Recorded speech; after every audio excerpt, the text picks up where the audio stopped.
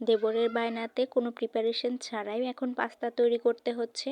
তাই বাসায় যা ছিল তাই দিয়ে আজকে পাস্তা তৈরি করব। এখানে অল্প একটু কাঠবাদাম, কাজু বাদাম নিয়েছি, একটু কিশমিশ নিয়েছি আর একটু ক্যাপসিকাম। আর এরপরে আমি পেঁয়াজ মরিচগুলো কেটে নিয়েছি। এরপর আমি পাস্তাগুলো সিদ্ধ করতে দিয়েছি। ওর মধ্যে হালকা একটু তেল দিয়েছি যাতে করে পাস্তা একটার সাথে একটা না লেগে যায়। তারপর আমি এখানে একটা মিক্স তৈরি করতে বসে গিয়েছি। আর মিক্স তৈরির জন্য আমি 1 চামচ কর্নফ্লাওয়ার নিয়েছি আর 2 প্যাকেট গুঁড়া দুধ।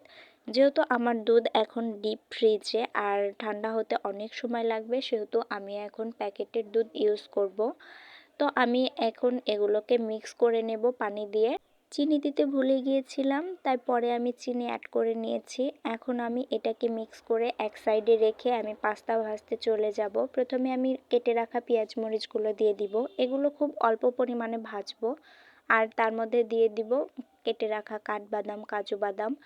আর এরপরে আমি একটা ডিম ভেঙে দেব।